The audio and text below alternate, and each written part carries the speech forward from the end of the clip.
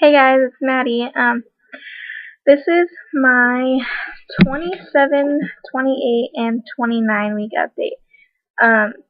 Sorry, I'll be looking down a lot because I had to write it all down because there is a lot to remember, and I'm really scatterbrained.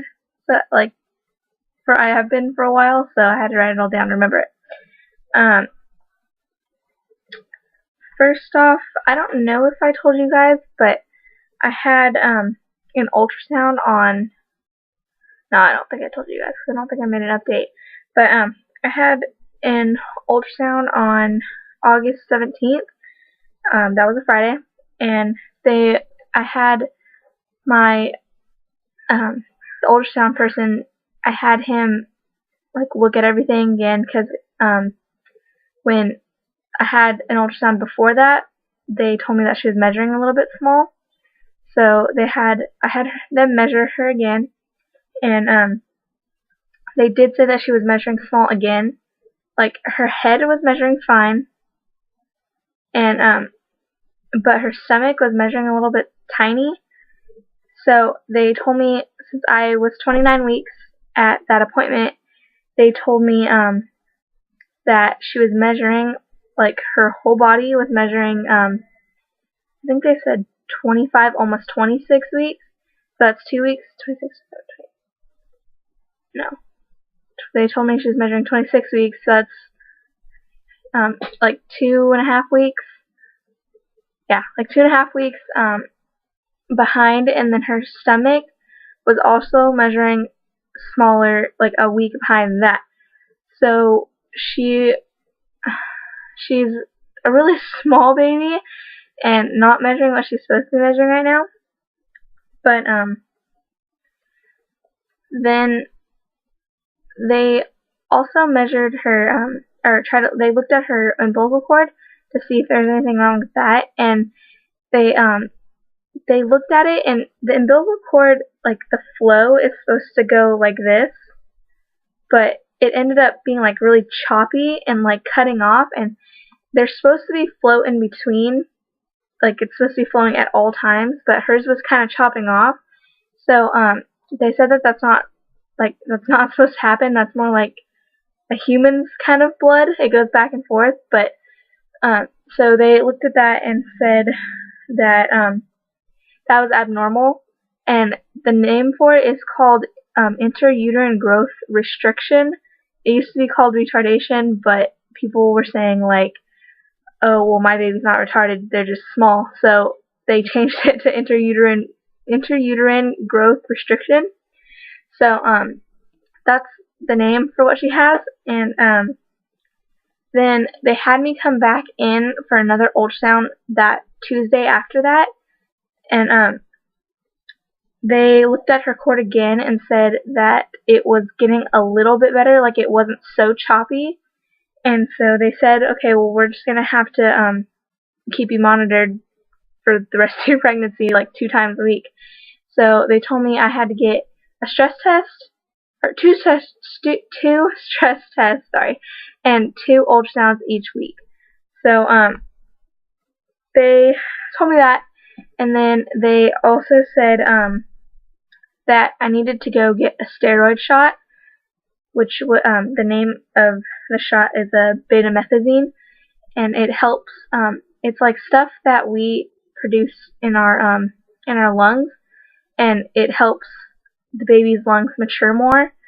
So they gave me two shots for that in 24 hours, and that was supposed to help mature her lungs just in case that she decided to come out. Yeah, and then I have to do, and then he also told me that I had to do kick counts now every every time after I eat breakfast and every time after I eat dinner. So I did that, and then one night she ended up not like kicking me as much as she was supposed to in the time she was supposed to, so I ended up having to go to the hospital, and we went there, and I was monitored on the contraction and the fetal monitor for 3 hours. So I was there for 3 hours, and they just kept me monitored. They didn't really say anything. But then also I had an ultrasound and doctor's appointment on Friday. That Friday after that Tuesday, and they told me we kind of just asked like every question we could ask and tried to like see like when she was coming or if like what was happening. And he had told us that I was going to deliver in 3 weeks. And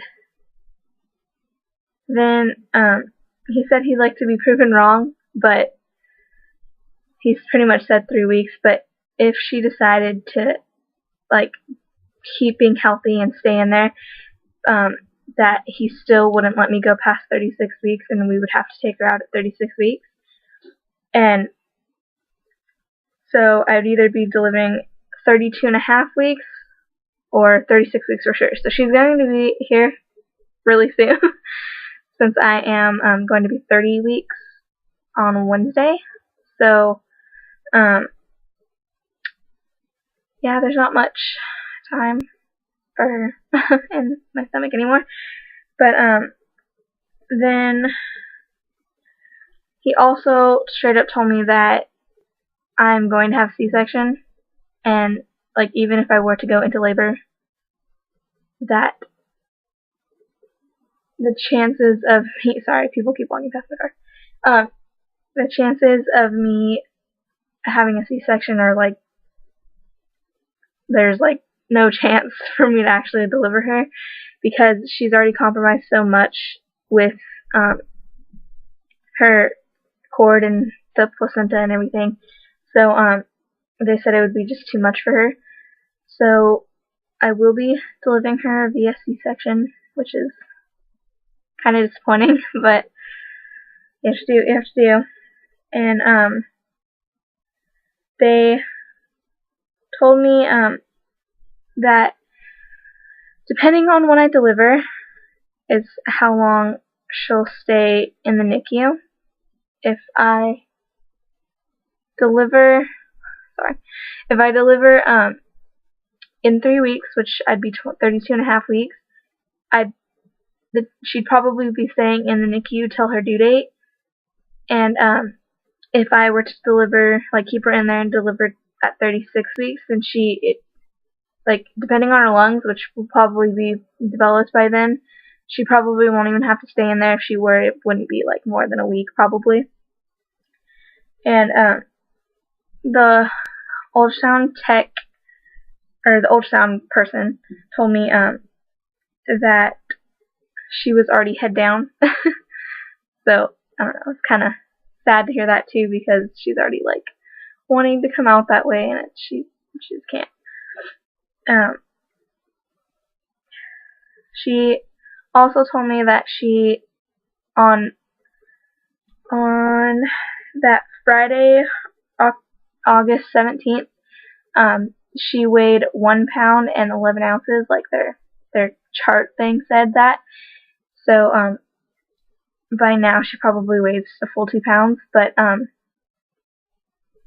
she's kind of back on the scale, because at 30 weeks, which I almost am, she's supposed to be 3 pounds and she's only 2. So yeah, and then I am also on bed rest. I've been laying on my left side in my bed since that Friday when she told me I've been on bed rest. I've been doing that. So yeah, I've pretty much been just laying here eating for the past 3 days, and it's pretty, like, just, I don't know, it sucks.